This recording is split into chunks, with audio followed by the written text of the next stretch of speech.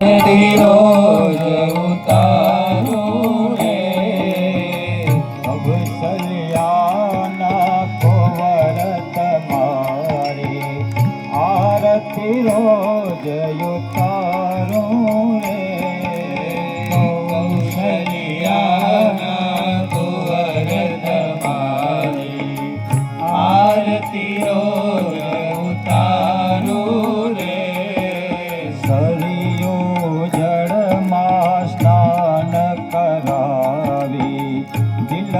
કરો રૂપાડો રે સરિયો જળમાર કરાવી તિલક કરો રૂપાડો રે અંગે ઓતમ આભૂષણ ને અંગે આભૂષણ ને નયનોમાં કાજળ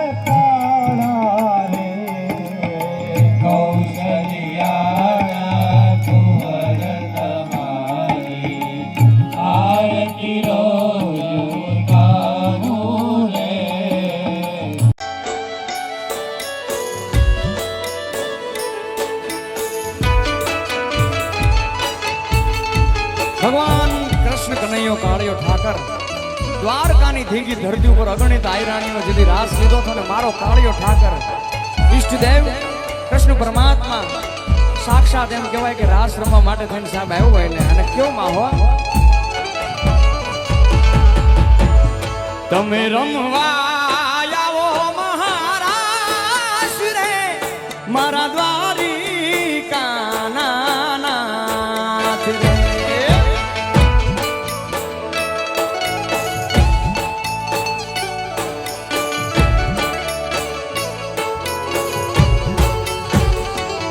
તમે રમવા આવો મહારાજ રે મારા દ્વારિકાના નાથ રે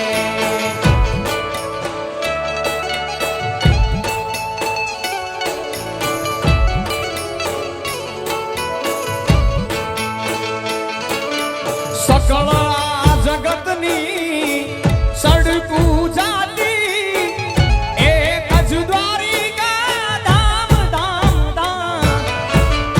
સકળ જગતની સડકું જાતી એક જ દ્વારિકા એક લોહિયા આયર તારા એક લોહિયા આયર તારા અમે ગોવિંદ માં ગુલતાન દે રમવા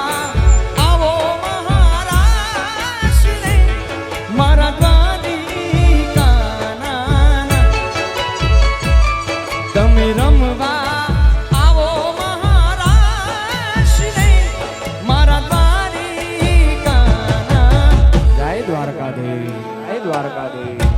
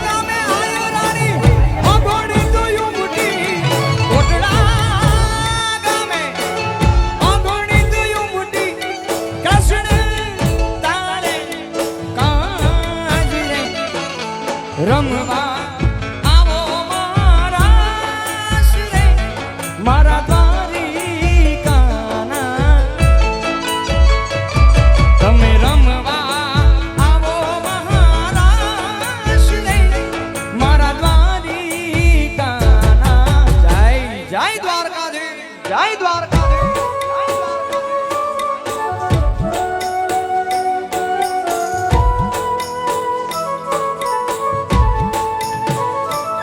શ્રી રામનું પ્રાગટ્ય.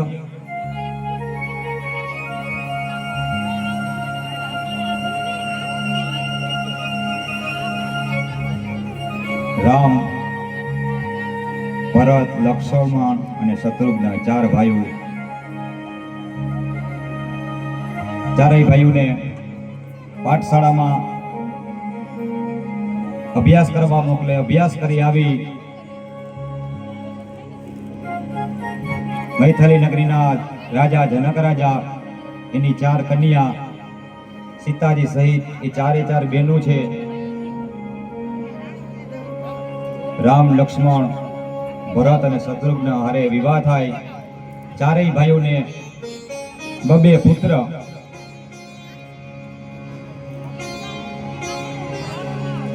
પછી પુત્રના હાથમાં રાજ્ય સોપરત કરી સરયુ નદીના કિનારે ચારેય ભાઈઓ એકી સાથે ધામમાં જવાની તૈયારી કરીને ધામ પહોંચે છે. રામાયણ નો ભાગવતને અંદરમાં સાર લીધો છે. રામાયણથી આપણે દરેક પરિચય છે. રામાયણની કથાઓ આપણે બધા જાણીએ છીએ. ભગવાન મર્યાદા પુરુષોત્તમનું અહીંયા દર્શન કરી આપણે આગળ વધીએ.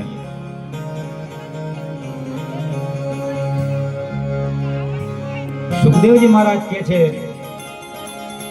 રાજા આજે 4 દિવસ થયા, એ જળ પણ ગ્રહણ કર્યું નથી. થોડુંક જળ લઈ લે.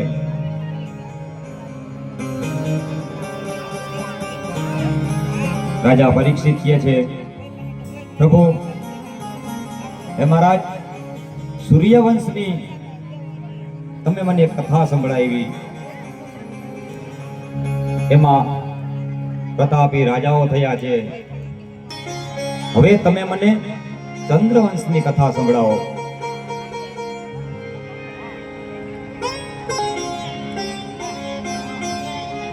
સુખદેવજી મહારાજ ખૂબ પ્રસન્ન થયા. ધન્ય છે રાજા તને કે તું કથાના શરણે આવ્યો. તારી ભક્તિ જોઈ ધન્ય છું. એવં નિશમ્ય ભૃગુનંદ સાધુવાદમ વેયા સખી સહ ભગવાન વિષ્ણુરાતમ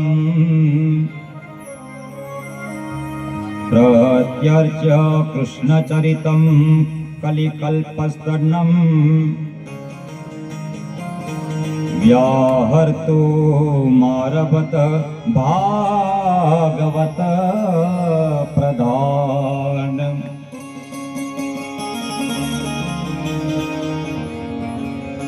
હે મહારાજ, ચંદ્રવંશની કથા મને વિસ્તારથી કયો.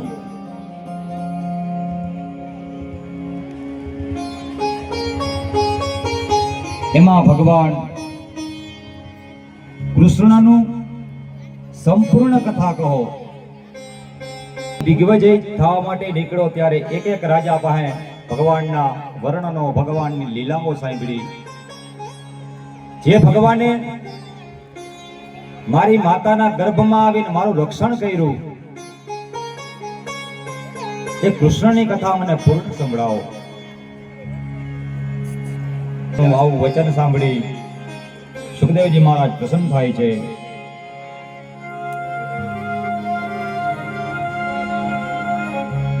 વાસુદેવ કથા કૃષ્ણ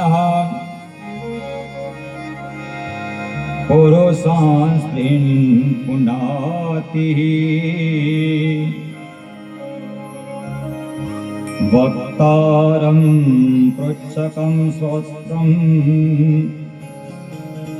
તદપાદ સલિલાં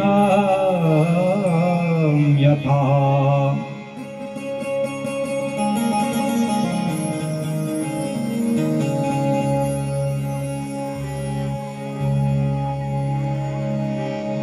આ વાસુદેવની કથા સાંભળે એને ગંગાના દર્શનની જરૂર નથી પડતી, સ્મરણ સ્નાન પણ ખાલી માત્ર કથા સાંભળવાથી તે પવિત્ર બને છે. વાસુદેવ કથા ભગવાન કૃષ્ણની કથાનો આવો મહિમા છે.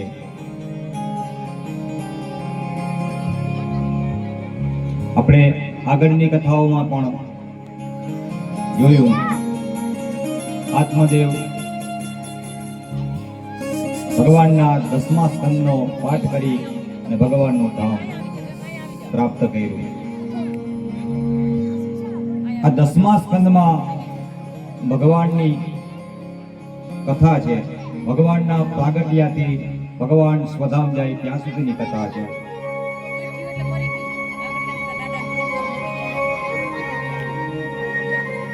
ભાગવતજીના દ્વાદશ સ્કંદમાં કાલે આપણે ચર્ચા કરી એમ 10મો સ્કંદ એટલે ભગવાનનું હૃદય.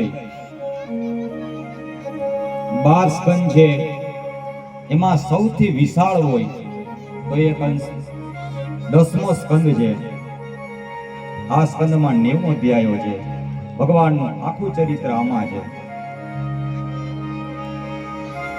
ભગવાનનું હૃદય એવડું વિશાળ છે, બહુ મોટું છે.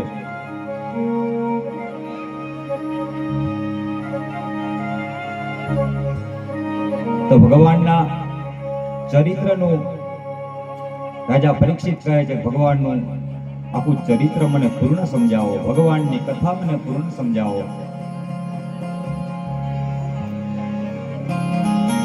સુખદેવજી પ્રસન્ન થઈ અને કહે છે, એક સમય આ ધરતી ઉપર ખૂબ રાક્ષસોનો, આ દૈત્યોનો ત્રાસ વધી ગયો છે. પાપ વધી ગયા. પાપ હવે સહન થતા નથી દેવતાઓથી. એક એક પ્રાણી, એક એક મનુષ્ય બધા દુખી છે. અવડો બધો આ દૈત્યોનો ત્રાસ છે. દેવતાઓ અને ગાય છે, ધરતીનું રૂપ લઈને ભગવાન પાસે જાય છે.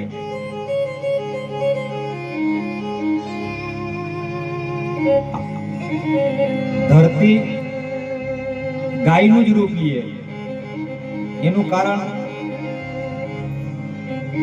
ગાયનું નામ પણ કામધેનુ છે અને ધરતીનું પણ એક નામ છે કામધેનુ.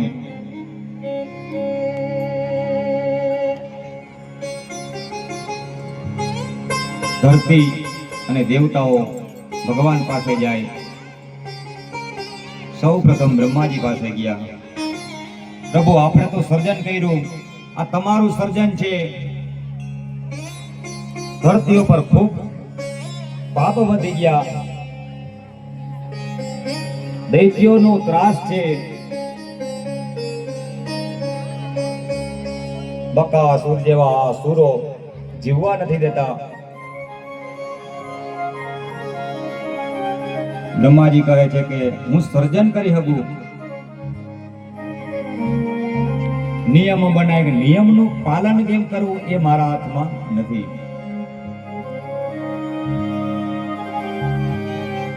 સંહારનું કામ છે ભગવાન શિવનું. આપણે સૌ મળી ભગવાન શિવના સાનિધ્યમાં જાય. બધા દેવતાઓ ભગવાન શિવ પાસે આવે છે. ભગવાન મહાદેવને વાત કરી કે પૃથ્વી ઉપર ખૂબ પાપ વધી ગયા. દૈત્યોનો ત્રાસ વધી ગયો છે, હવે તમે આનો સંહાર કરો. ભગવાન મહાદેવ કહે છે કે હે દેવતાઓ, હજી એનો સમય નથી થયો, સંહારની હજી વાર છે.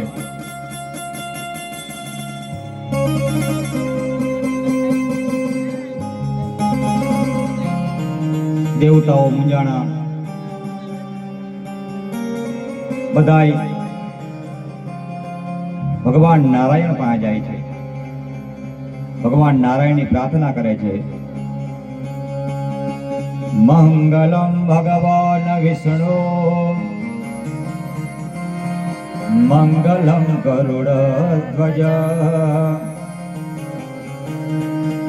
મંગલમ પુંડરીકાક્ષ મંગલાયતનો હરે. નારાયણં નમસ્કૃત્ય નરં ચૈવ નરોત્તમં દેવીં સરસ્વતી વ્યાસં તતો જયમોદિરેત. ભગવાનને પ્રાર્થના કરી, સ્તુતિ કરી. ભગવાન વિષ્ણુને કહે છે, હે પ્રભુ, પૃથ્વી ઉપર ખૂબ પાપ વધી ગયું, દૈત્યોના ત્રાસથી ત્રાહિમામ થઈ ગયા છે. તમે આવી આ બધાયનો વધ કરો. તમે પ્રભુ અવતાર ધારો.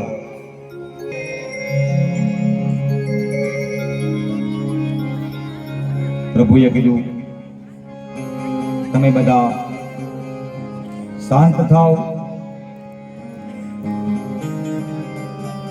હું અવતાર ધરી બધાનું કલ્યાણ કરી.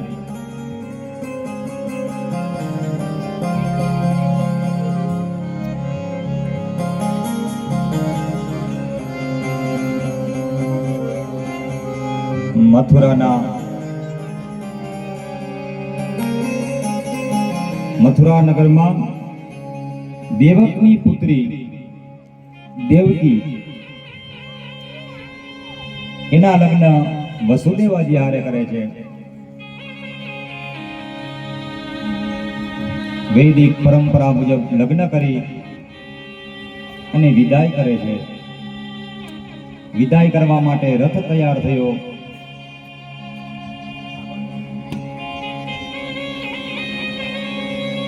ઉગ્રસેન રાજાનો પુત્ર કંસ.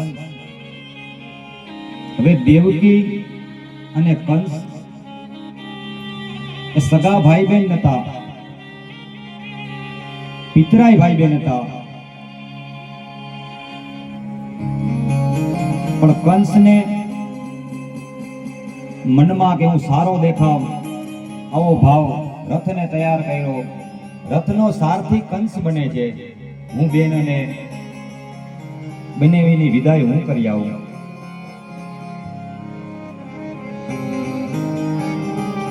ભગવાને વિચાર્યું, જેના ઉદરમાંથી મારે જન્મ લેવો એના રથનો સારથી આ પાપી ના હોવો જોઈએ, આ કંસ એનો સારથી ના હોવો જોઈએ. રથ આગળ ચાલે. થોડોક રથ આગળ ગયો, એમાં આકાશવાણી થઈ, હે કંસ, તું જેને મૂકવા જઈ રહ્યો છો એનું 8મું સંતાન તારો વધ કરશે, તને મારશે. એના 8મા સંતાને તારું મૃત્યુ છે. અને કંસ નીચે ઉતરી ખડ કાઢી ખડગ ઉપાડી દેવકીજીનો હાથ પકડી નીચે લઈ આવી મારવા તૈયાર થયો.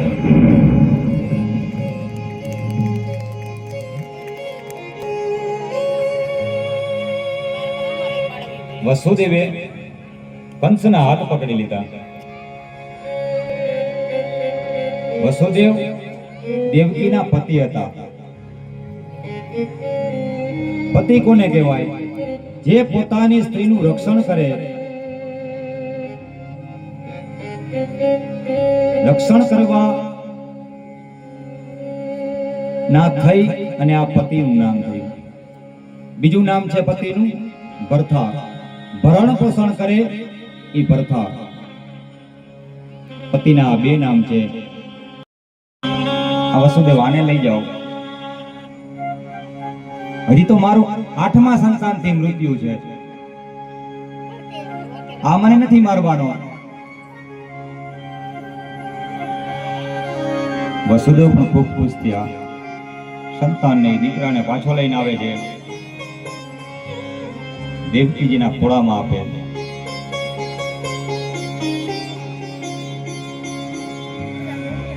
દેવકીજી પણ ખૂબ ખુશ થયા. બેન હોય ને એને ભાઈ પ્રત્યે લગાવ હોય. મારો ભાઈ આવો. કંસના પણ વખાણ કર્યા કે હા મને ખબર હતી મારો ભાઈ ના મારે. એમ તો મારો ભાઈ દયાવાળો છે.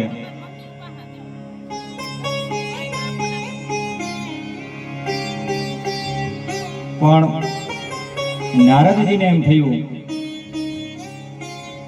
જો આ આવી દયામાં આવી જાય તો પાપ નહીં થાય. આનો સમય પૂર્ણ નહીં થાય તો ભગવાન અવતાર નહીં લે. એટલે નારદજી છે એ કંસની પાસે આવે છે. હે કંસ, સાંભળ્યું છે કે વસુદેવ અને દેવકીને ત્યાં એક પુત્રની જન્મ થયો છે. હા, તો શું તીએ વધ કર્યો? ના, હજી તો મારું 8મા સંતાનથી મૃત્યુ છે.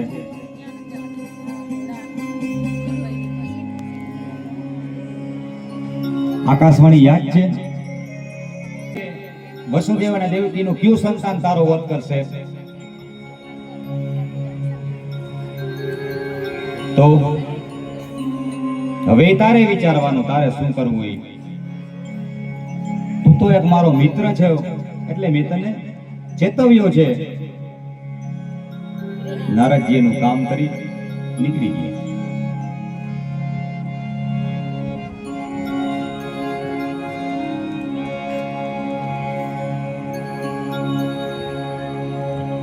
હવે કંસને વિચાર ચાલુ થઈ ગયો. વાત તો સાચી છે. દેવકીજી ને વસુદેવનું કયું સંતાન મારું વધ કરે? 8 સંતાન છે. 8માંથી કયું અત્યાચાર થયા. હું નાનો હતો એટલે ક્યારે કઈ કરી ના શક્યો. આજ વખતે પ્રભુ મારે મોટું થવું છે. આજ વખતે મને મોટા થવાનો અવસર આપો.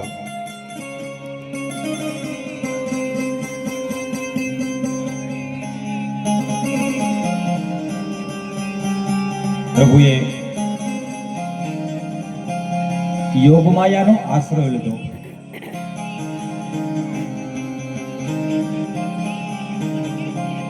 આપણે આગળ પણ ચર્ચા કરી ગયા કે યોગ માયાના આશ્રય વગર બ્રહ્માદિક દેવતાઓ પણ કાર્ય કરી શકતા નથી. યોગ માયાને કહે તમે આવો આ મારી લીલામાં સહભાગી બની અને મને મદદ કરો.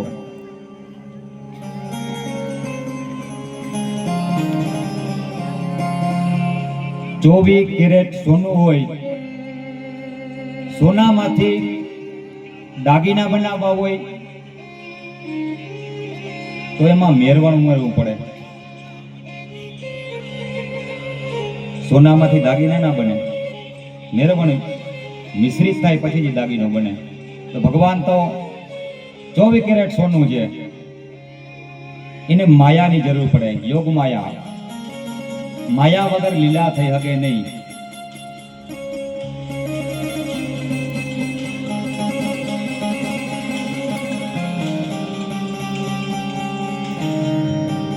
પછી માં યોગમાયાએ યશોદા દેવકીજીના ગર્ભમાંથી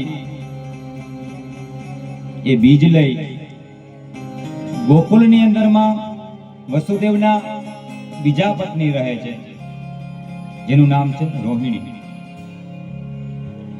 યોગ માયાથી સંકર્ષણ કરી અને ગર્ભ છે રોહિણીમાં ઉદરમાં મૂકે છે.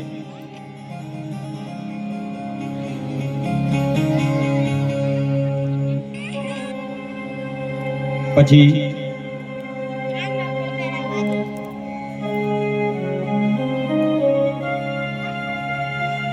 સમય જતાની સાથે કંસ પૂછે છે, આ દેવકીને સાતમું સંતાન થયું કે નહીં? કહે છે કે આપના બીકમાં ને બીકમાં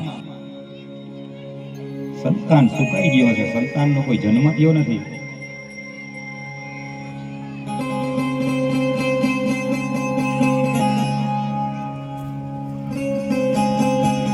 નજર કેદ હતા ને એ બે લઈ આવી.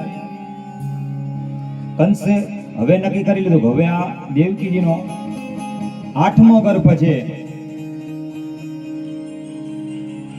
દેવકી અને વસુદેવને કારાગૃહમાં નાખ્યા, બેડીઓ પહેરાવી, અંધકાર છે.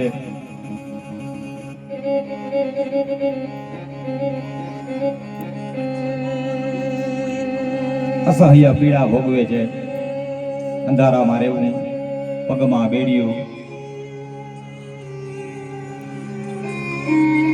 વસુદેવ અને દેવકી ભગવાનની પ્રાર્થના કરે, હે પ્રભુ,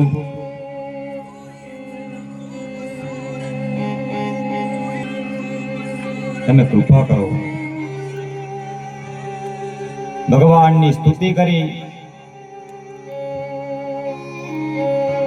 એટલે વસુદેવના હૃદયમાં ભગવાન બિરાજમાન થયા. વસુદેવના હૃદયમાં બિરાજમાન થયા એટલે વસુદેવનું તેજ છે. ભગવાન આવે એટલે ભગવાનનું તેજ વધે. વસુદેવનું તેજ એવું વધી ગયું, અંધારામાં પણ સૂર્ય પ્રકાશિત કેમ હોય એવું તેજ. માં દેવકી શ્રી થયા. ચતુર્ભુજ નારાયણ સન્મુખે ઉપસ્થિત થયા. ભગવાનનો જય જયકાર કરીએ. બોલીએ શ્રી ચતુર્ભુજ નારાયણ ભગવાન કી જય.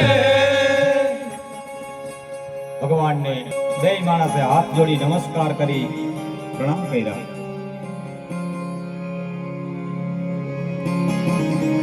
પણ દેવકીજી કહે છે, પ્રભુ આપ તો બાળ સ્વરૂપમાં આવવાના છો, તો આ તો ચતુર્ભુજ નારાયણ. આમાં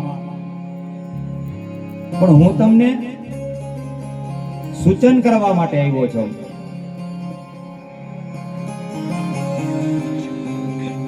ભગવાન કે મારો જન્મ થાય એટલે કંસ મને હેરાન ના કરે એવું જો તમે ઈચ્છતા હો, અહીંયાથી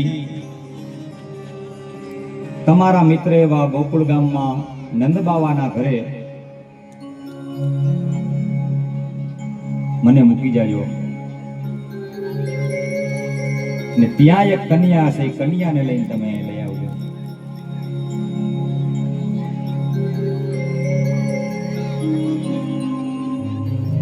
પગમાં આ બેડીયું છે, દ્વારપાળો છે, આ બધું એની રીતે નીકળી જાય. ભગવાને આ સૂચન કરી ભગવાન અંતર ધ્યાન થયા.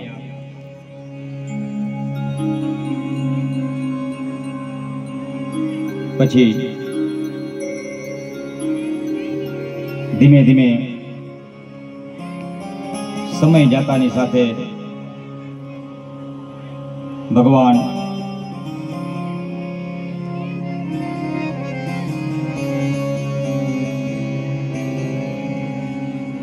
દેવકીજીના બુદ્ધિમાં પણ બિરાજમાન થયા.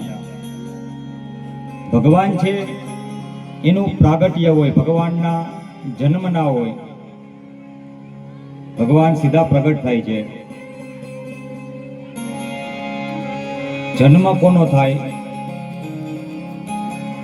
કે જે નથી અને ઉત્પન્ન કરવાનું છે એનો જન્મ હોય. જેઠમાં કાળા દિબાંગ વાદળા, અષાઢ મહિનાની શરૂઆત થવાની છે. પ્રકૃતિઓ ખીલી ઉઠી છે પ્રભુના સ્વાગતમાં. અને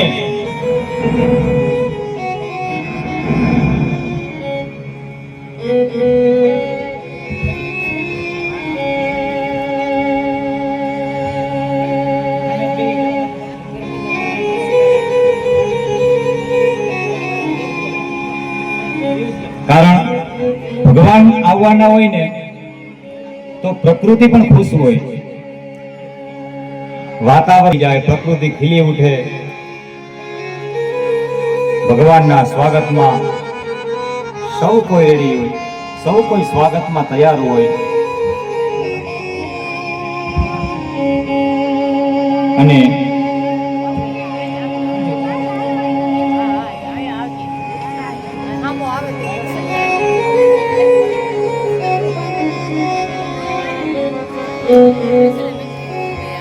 જેઠ મહિનાના પહેલા 15 દિવસ ગયા.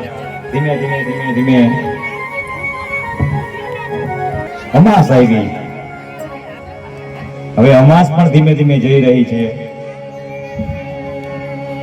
અને આવ્યો અષાઢ.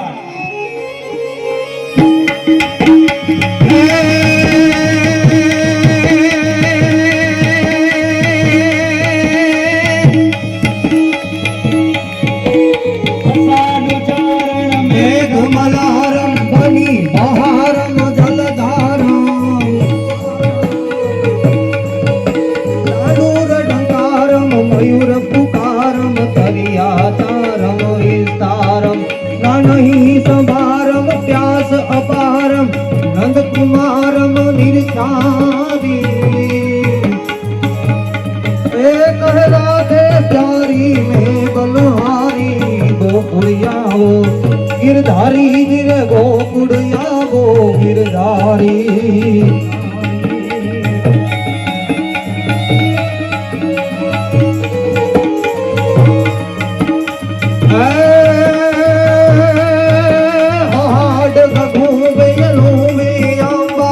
बादर बेवर चौबड़िया बहुलार महोलियर बेल कहेलिय नीर चले न चले नड़िया.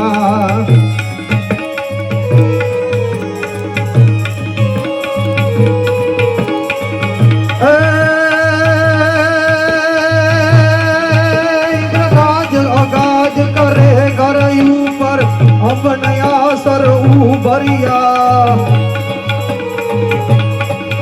अजमालन तू तण कुंवर आलन सोय तणी रथ संभरिया. सोय तणी रथ संभरिया वन सोय तणी रथ संभरिया.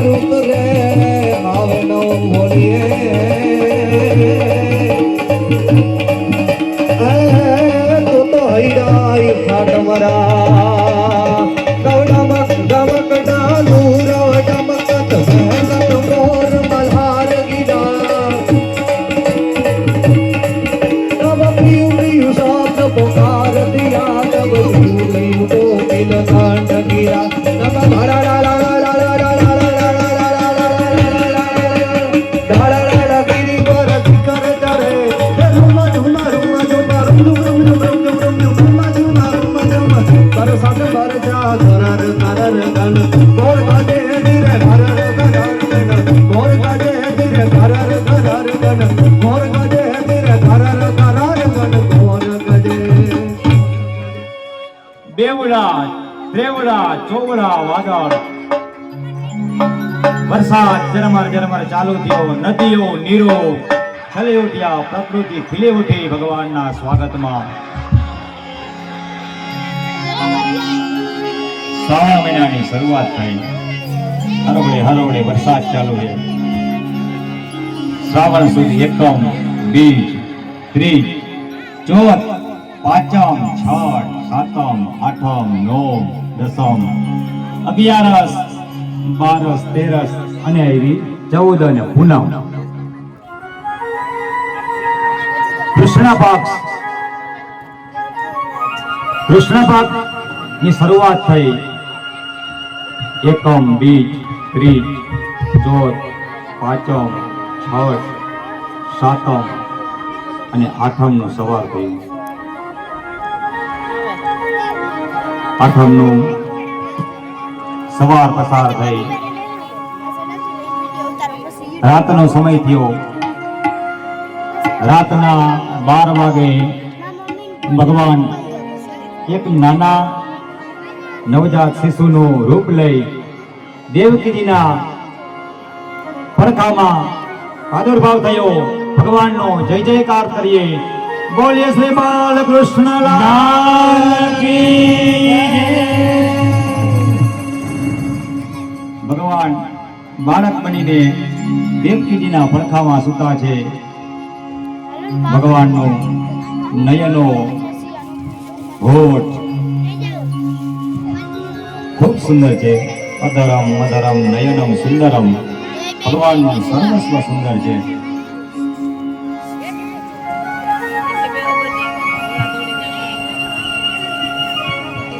દેવકીજીએ પોતાના લાલના દર્શન કરી અને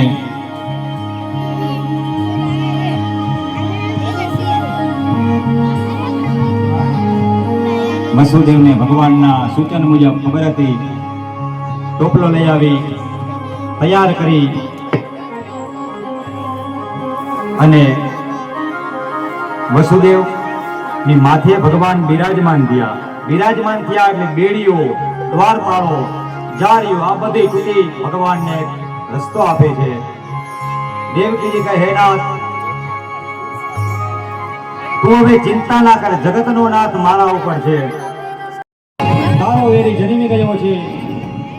ભગવાનનું આપણે સ્વાગત કરી. આનંદ ગારે આનંદ ભયો જય કનૈયા લાલ કી. હે નંદ ઘેરે આનંદ ભયો જય કનૈયા લાલ.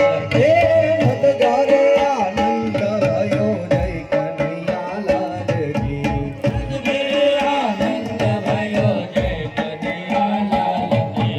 જય કનૈયા લાલ કી. હાથી ઘોડા પાય કી. જય કનૈયા લાલ કી જય. જય કનૈયા લાલ કી જય કનૈયા લાલ કી. હાથી ઘોડા પાય કી.